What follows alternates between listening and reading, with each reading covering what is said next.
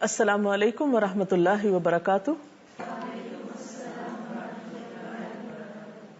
نحمده ونصلي على رسوله الكريم اما بعد فاعوذ باللہ من الشیطان الرجیم بسم اللہ الرحمن الرحیم رب اشرح لي صدری ويسر لي امری واحلل عقدۃ من لسانی یفقهوا قولی.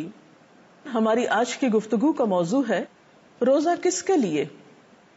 گویا ہم سب کو اس بات کا فیصلہ کرنا ہے کہ ہم جو صبح سے شام تک بھوکے پیاسے رہتے ہیں اور بہت سی خواہشات کو چھوڑتے ہیں، اپنی زبان کو کنٹرول میں رکھتے ہیں، تو یہ ساری کوشش، ایفرٹ، بھاگ دوڑ، محنت، یہ سب کس کو خوش کرنے کے لیے.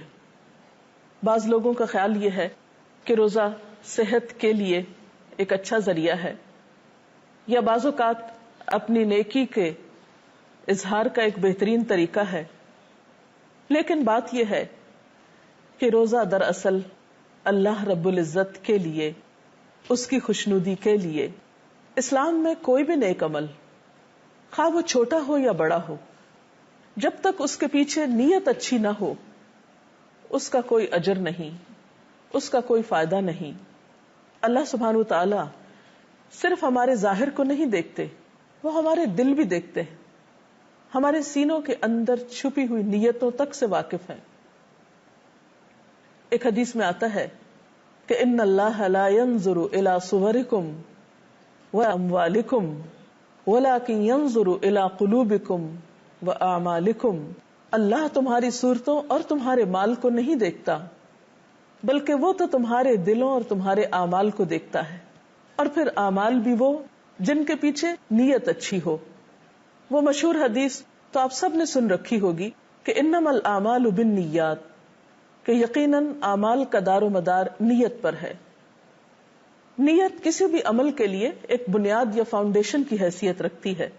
جس طرح ایک عمارت بنیاد کے بغیر کھڑی نہیں ہو سکتی، خواہ وہ کتنی ہی عالیشان کیوں نہ ہو، جس طرح ایک پودا جڑوں کے بغیر کھڑا نہیں ہو سکتا، ایک بیج کے بغیر ایک پودے کا تصور نہیں کیا جا سکتا، اسی طرح اسلام میں کسی عبادت کا اصل مقصد اس وقت تک پورا نہیں ہوتا، اس پر اجر و ثواب کے بارے میں سوچا نہیں جا سکتا جب تک کہ اس کے پیچھے نیت اچھی نہ ہو. نیت کا لفظ عربی زبان کا ایک لفظ ہے جس کا روٹ نوا ہے، نون واو یہ. نوا عربی میں گٹلی کو کہتے ہیں. تو گویا جیسے ایک گٹلی ایک پودے کے وجود کا ذریعہ بنتی ہے، اسی طرح اچھی نیت اچھے عمل کی بنیاد بنتی ہے. خاص طور پر روزے کے بارے میں ایک حدیث بھی آتی ہے. عن ابی ہریرہ قال قال رسول اللہ صلی اللہ علیہ وسلم قال اللہ عز وجل کل عمل ابن آدم له الا الصیام فانہ لی وانا اجزی بہ متفق علیہ. حضرت ابو ہریرہ رضی اللہ تعالی عنہ سے روایت ہے، کہتے ہیں کہ نبی صلی اللہ علیہ وسلم نے فرمایا، اللہ تعالیٰ فرماتے ہیں انسان کا ہر عمل اس کے لیے ہے سوائے روزے کے کہ وہ صرف میرے لیے ہے اور میں ہی اس کی جزا دوں گا. اور روزے میں خاص طور پر نیت کا اہتمام اس لیے بھی کہ روزہ ایک ایسی عبادت ہے جس میں ایک انسان یا تو خود جانتا ہے کہ وہ یہ عبادت کر رہا ہے یا نہیں، یا اس کا رب جانتا ہے.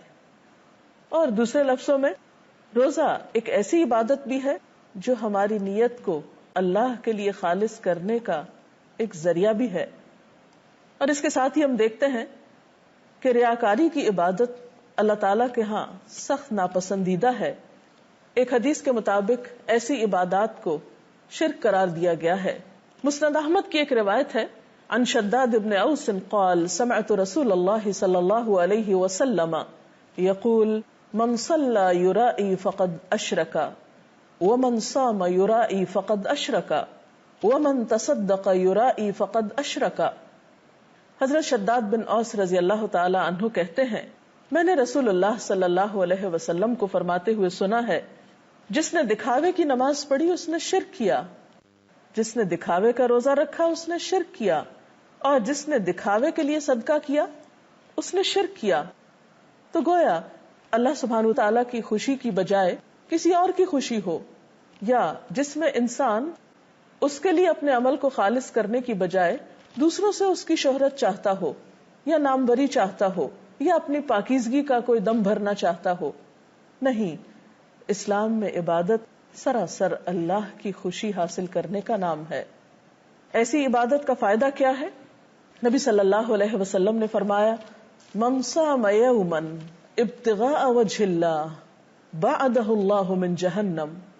بحقی کی اس روایت کا مطلب یہ ہے کہ جو شخص اللہ تعالیٰ کی رضامندی کے لیے ایک دن کا روزہ رکھے گا اللہ تعالیٰ اس کو جہنم سے دور کر دے گا. تو گویا یہاں بھی جہنم سے دوری کی وجہ محض روزہ رکھنا نہیں ہے، بلکہ روزہ اللہ کے لیے رکھنا ہے. اور اللہ کے لیے رکھنے کا مطلب کیا ہے؟ اس کی رضامندی اور اس کی خوشی چاہنے کے لیے. ایک اور حدیث میں آتا ہے نبی صلی اللہ علیہ وسلم نے فرمایا جو شخص لا الہ الا اللہ کہے اور اسی پر اس کا خاتمہ ہو جائے تو وہ جنت میں داخل ہوگا. اور جو اللہ تعالیٰ کی خوشنودی کے لیے ایک دن کا روزہ رکھے، ایک دن کا، اور وہ اسی پر مر جائے، یعنی اس کے دل میں اور کوئی غرض نہیں تھی سوائے اپنے رب کی خوشنودی کے، تو وہ جنت میں داخل ہوگا. اور جو شخص اللہ تعالیٰ کی خوشنودی کے لیے صدقہ و خیرات کرے اور اسی پر اس کا خاتمہ ہو تو وہ بھی جنت میں داخل ہوگا. اب سوال یہ پیدا ہوتا ہے کہ پھر روزے کی نیت کیسے کی جائے؟ جیسا کہ آپ جانتے ہیں کہ نیت کا لفظ نوا سے، اور نوا گٹلی کو کہتے ہیں، اور گٹلی دراصل زمین کے اندر ہوتی ہے جب جا کر اس سے پودا نکلتا ہے. تو اسی طرح نیت کا تعلق انسان کے دل سے ہے. نیت دل کے ارادے کا نام ہے. اس کے لیے کچھ مخصوص الفاظ آپ صلی اللہ علیہ وسلم نے ہمیں نہیں سکھائے. اور نیت دراصل انسان کا اپنے شعور کے ساتھ خود اپنے ساتھ ایک وعدہ اور ارادہ ہے کہ میں یہ کام اللہ تعالیٰ کے لیے کرنے جا رہا ہوں. اب سوال یہ پیدا ہوتا ہے کہ نیت کس وقت کی جائے؟ تو روزہ رکھنے کی نیت روزے کا وقت شروع ہونے سے پہلے کر لینی چاہیے، کیونکہ حضرت حفصہ کی ایک روایت میں آتا ہے کہ نبی صلی اللہ علیہ وسلم نے فرمایا من لم یجمع الصیام قبل الفجر فلا صیام له. جس نے فجر سے پہلے روزے کی نیت نہیں کی اس کا روزہ نہیں. تو فرضی روزے میں روزے کی نیت فجر کے شروع ہونے سے پہلے کر لینی چاہیے. گویا جس وقت آپ کی سحری کا وقت ختم ہوتا ہے اس کے ساتھ ہی نیت شروع ہو جانی چاہیے. تو خلاصہ یہ ہے کہ انسان جو بھی اچھا کام کرے وہ دکھاوے کے لیے نہ کرے، لوگوں سے جزا پانے کے لیے نہ کرے، لوگوں کی تعریف چاہنے کے لیے نہ کرے، بلکہ اللہ کے لیے کرے. کیوں؟ اس لیے کہ سب کچھ تو ہمیں اسی نے دیا. ہمارے پاس جو کچھ ہے، ہمارا یہ جسم، ہمارے لیے کھانے کی نعمتیں، ہمارے لیے دنیا کی اور ان گنت نعمتیں، یہ سب کچھ کہاں سے ملی ہم کو؟ اللہ رب العزت کی طرف سے. اور جب ہم عبادت کرتے ہیں تو دراصل ایک طرح سے ہم ان نعمتوں کا شکرانہ ادا کر رہے ہوتے ہیں. اور اگر اس میں بھی ہم اس کے ساتھ اوروں کو شریک کر لیں تو وہ کس قسم کا شکرانہ ہے؟ تو بہرحال روزہ اللہ کے لیے، اللہ تعالیٰ ہی اس کی جزا دینے والا ہے. دکھاوے کا روزہ شرک قرار دیا گیا ہے. اور روزے کی نیت دل میں ہوتی ہے اور نیت کا وقت فجر سے پہلے تک کا ہے. اگر اس کے علاوہ نیت سے متعلق آپ کے ذہن میں کوئی سوال ہو تو آپ کر سکتے ہیں. جی آپ کیجیے سوال. میرا آپ سے سوال ہے کہ روزے کی نیت کا صحیح طریقہ کیا ہے؟ روزے کی نیت دراصل دل میں ہوتی، اور اس کا آپ کو پتہ کیسے چلے گا؟ مثلاً آپ رات کو جب سونے لگتے ہیں تو کیا سوچ کر سوتے ہیں کہ مجھے صبح روزے کے لیے اٹھنا ہے. تو گویا آپ نے نیت کر لی. آپ الارم لگاتے ہیں، پھر آپ صبح اٹھ جاتے ہیں، سحری کرتے ہیں. آپ کے یہ سارے اعمال اس نیت کے تابع ہیں. ایک تو روزہ رکھنے کی نیت اس طرح ہوگی. دوسرا یہ کہ جب آپ سحری کھا رہے ہوں اور آپ روزے کی حالت میں ہو تو اس وقت نیت کی مزید تجدید کر سکتے ہیں کہ میرا یہ عمل خالصتاً اللہ تعالیٰ کی رضا کے لیے ہے. اور خصوصاً اس وقت جب آپ کو بھوک لگی ہو یا آپ کو روزے کی وجہ سے کسی قسم کی کوئی دقت یا پریشانی ہو رہی ہو تو اس وقت اس تکلیف کے احساس میں پھر اللہ تعالیٰ کی خوشی کے لیے اسے اچھی طرح برداشت کر لیں اور اس کا تذکرہ نہ کریں اور اپنی حالت کو بھی بہتر رکھیں. کیونکہ جو کام اللہ تعالیٰ کے لیے کیا جاتا ہے وہ پھر خوبصورتی سے ہی کیا جانا چاہیے. اور اگر کسی وقت کسی انسان کی کوئی تعریف سن کر دل میں یا نیت میں کوئی خرابی آنے لگے اور انسان کے اندر کسی قسم کی کوئی کجی آنے لگے تو فوراً یاد کر لے اپنا اصل مقصد اور سوچے کہ نہیں، مجھے کسی انسان سے اس کا کچھ ریوارڈ نہیں چاہیے، میں نے تو یہ کام اللہ کے لیے کیا ہے اور اسی سے میں اس کی جزا چاہتا ہوں. جی.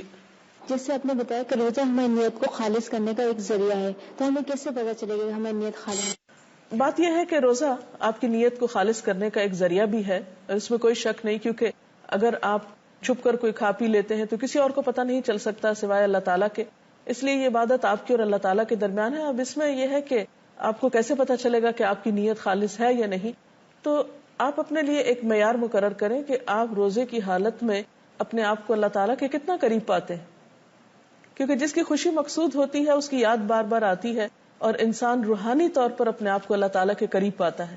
تو جتنی زیادہ آپ کی نیت خالص ہوگی اتنا ہی زیادہ آپ کو اللہ تعالیٰ کا قرب محسوس ہوگا، اور آپ کے اپنے اندر ایک فرقان پیدا ہوگا. جیسے کہ ایک آیت میں آتا ہے کہ ان تتقوا اللہ یجعل لکم فرقانا، اگر تمہارے اندر اللہ کا تقوی ہوگا تو وہ تمہارے اندر ایک کسوٹی پیدا کر دے گا، ایک میزان پیدا کر دے گا. جیسے ایک تھرمامیٹر ہوتا ہے بخار کی حرارت کو ناپنے کے لیے، تو بالکل اسی طرح انسان کے اندر بھی اللہ تعالیٰ ایک ایسی سوچ اور ایک ایسا احساس پیدا کر دیتے ہیں کہ جس میں انسان اچھے برے کے فرق کو پہچاننے لگتا ہے.